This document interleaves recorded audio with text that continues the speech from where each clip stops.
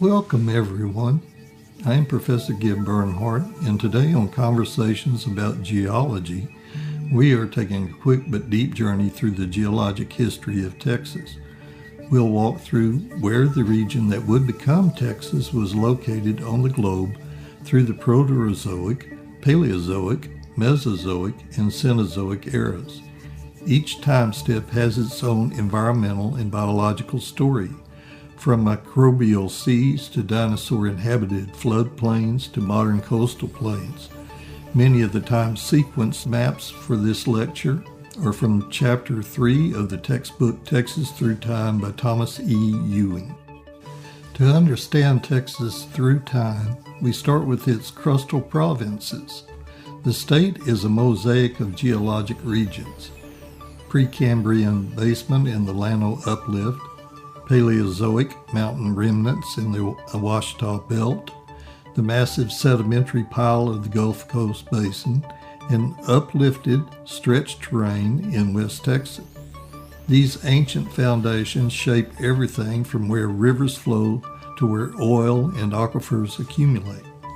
The movement of tectonic plates drives the entire story.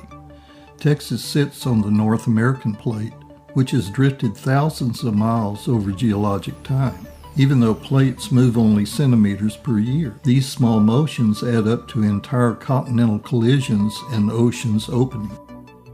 This diagram previews how Texas moved through latitude and orientation over geologic time. The region traveled from polar latitudes in the Proterozoic to tropical conditions in the Paleozoic and Mesozoic, before drifting north to its modern mid-latitude position. At 750 million years ago, Texas was part of the supercontinent Rodinia, likely situated near the South Pole or mid-southern latitude. The region was dominated by crystalline basement rock, like those exposed today in the Llano Uplift. Environments were cold and harsh, and life was almost entirely microbial. At 750 million years ago, the Texas latitude was approximately 20 degrees north, and its azimuth was about 74 degrees clockwise, and was part of the supercontinent Rodinia. Rodinia was likely situated between the mid-southern latitudes to mid-northern latitudes. The region was dominated by crystalline basement rocks like those exposed today in the Llano Uplift. At the end of the Proterozoic, Texas was part of the southern margin of the continent Laurentia. Warm, shallow seas covered broad areas, and microbial mats and stromatolites dominated coastal carbonate platforms. Though the rocks of that age are not exposed in Texas today, similar age successions nearby in Oklahoma and northern Mexico preserve stromatolitic limestones. This strongly suggests that the same life forms thrived in Texas as well. By 550 million years ago, Rodinia had broken apart. Texas was on the edge of Laurentia, its latitude approximately 9 degrees south, and its azimuth was near 94 degrees clockwise, with shallow seas beginning to form along a developing passive margin. Oxygen levels were rising, and the earliest animal ecosystems, Ediacaran organisms, appeared. Around 550 million years ago, Texas lay near the equator along a quiet continental margin. Microbial mats and stromatolites flourished in shallow seas, producing layered limestones. Although no Ediacaran fossils have been found in Texas, nearby regions, Oklahoma and Mexico, show that these same conditions existed here. A world poised on the edge of the Cambrian explosion. Now Texas, with latitude approximately 4 degrees north and azimuth 93 degrees clockwise, sits near the equator on a warm, shallow continental shelf. Clear tropical seas dominated the landscape. This was the age of trilobites, the first complex reefs and booming marine diversity.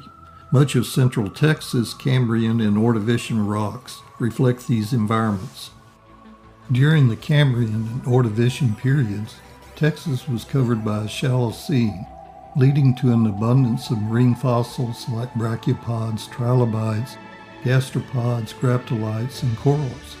While the Cambrian period saw the appearance of the first graptolites, such as both sessile and branching dendroids, they are not abundant in the Texas Cambrian record. The oldest known rock units in the Marathon Uplift is the Dagger Flat Sandstone, and it is Cambrian in age. Some graptolite fossil fragments have been found in the Upper Cambrian St. Lawrence Formation. The formation is part of the Strong Group, which is known for its hydrocarbon production in the eastern shelf of the Midland Basin. Cambrian trilobites are found in Texas within the Llano Uplift region, which was covered by a shallow sea during that time. Key formations like the Riley Formation and the Wilburns Formation are rich in trilobite fossils, with many different species and zones identified. The famous trilobite species Tricrepicephalus texanus is well represented in these Texas formations.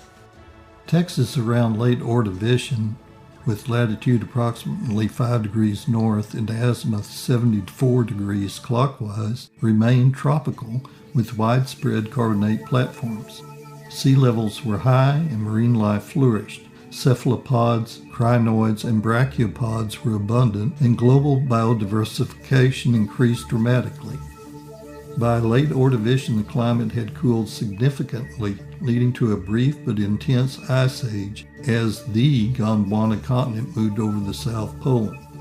This glaciation caused global sea levels to drop, leading to a major mass extinction event. The Silurian period saw a return to warm, stable greenhouse climate as the glaciers melted and sea levels rose again. Texas remained part of a vast, shallow subtropical platform, ideal for the formation of extensive carbonate reefs. The climate alternated between warm, humid, and cool, arid phases. On this slide, we're looking at Texas during two very different Paleozoic worlds. Firstly, the image on the left at 400 million years ago during the Devonian. Laurentia sits in the southern tropics. Texas latitude was around 45 degrees south and its azimuth was near 20 degrees clockwise.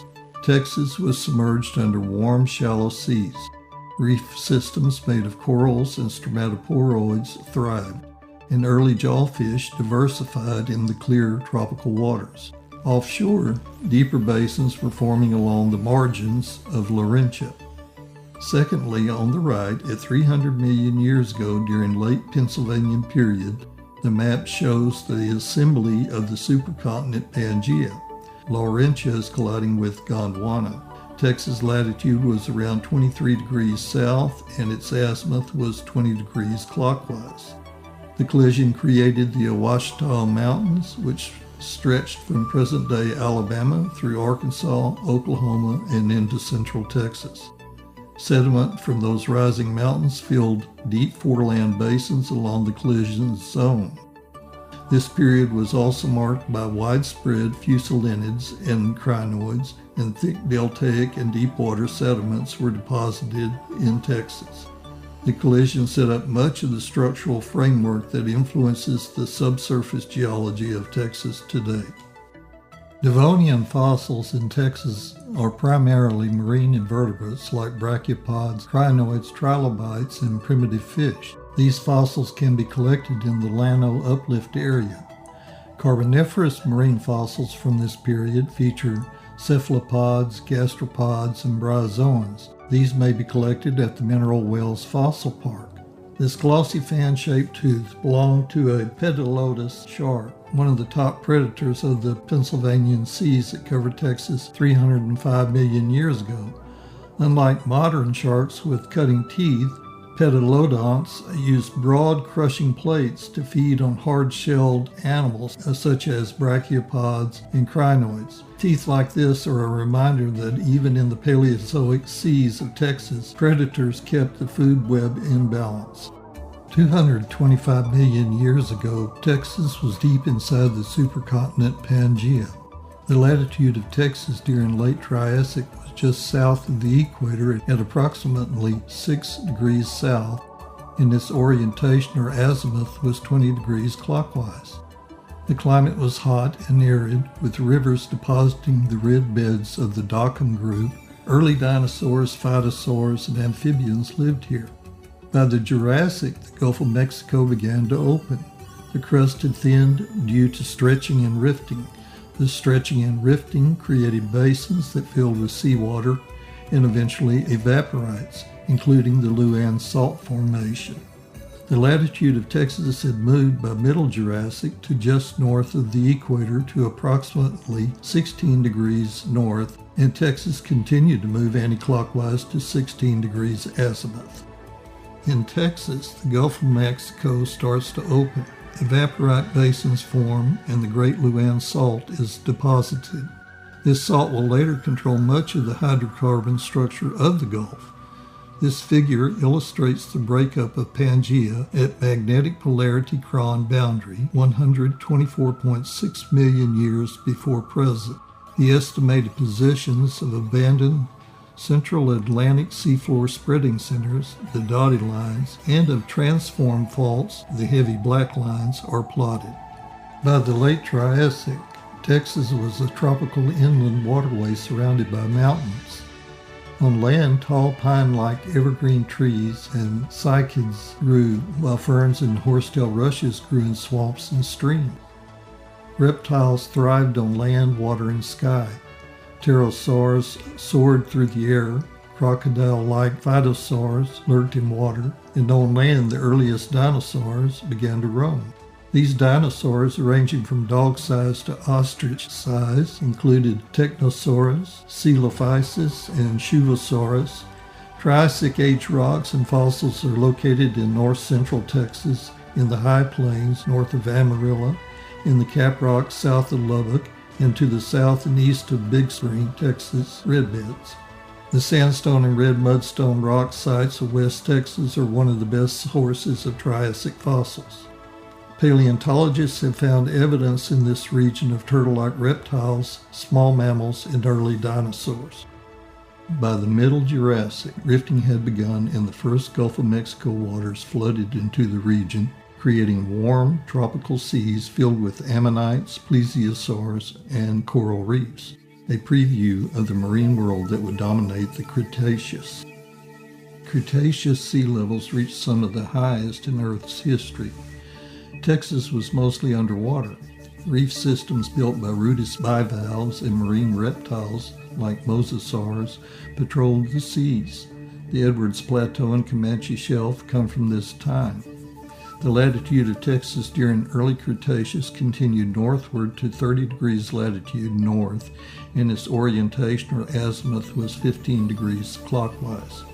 During the Paleocene epoch of the Quaternary period, 60 million years before present, Texas became a broad subtropical coastal plain. Huge rivers filled the growing Gulf Coast basin with sediment. Early mammals, large crocodilians, and the earliest whales appeared in the region. The latitude of Texas, 60 million years before present during the Paleocene, continued northward to 33 degrees latitude north, and its orientation or azimuth was 10 degrees clockwise. During the Cretaceous, most of Texas was covered by a large inland sea that split North America in two. About 110 million years ago, Acrocanthosaurus, meaning high-spined lizard, walked across an ancient shoreline in what is now San Antonio. 38 million years after that, some of the largest animals to live in North America populated the area, including Tyrannosaurus rex, the long-necked Alamosaurus sanjuanensis, and the pterosaur Quetzalcoatlus northropi. Other animals included amphibians, birds, marine reptiles, fish, and turtles, as well as invertebrates such as ammonites and jellyfish. On land, trees and grasses spread. In the early Paleocene, Texas was a warm forested landscape recovering from the mass extinction that ended the age of dinosaurs. Among the first mammals to repopulate these forests was Swaindelphis solastella, a tiny opossum-like creature, comparable in size to a modern hedgehog, known from the Big Bend region. Its discovery shows that marsupial relatives quickly diversified in North America after the extinction, feeding on insects and fruits in the new Paleocene ecosystems. Texas today sits mid-latitude on a stable passive margin. The state's diverse landscapes, from the Chihuahuan Desert to East Texas forests to the Barrier Islands, reflect its long geologic past. Sediment continues to build the Gulf Coast while uplift and erosion shape the West. Every layer beneath Texas tells a story of shifting continents, vanished oceans, and evolving life, from the microbial mats of the Proterozoic to the first mammals of the Paleocene. This land has recorded nearly 750 million years of Earth's history. Texas, in every sense, is geology made visible. I am Professor Gilbert Bernhardt, and thank you for joining me on this episode of Conversations About Geology, a short but deep journey through the geologic history of Texas.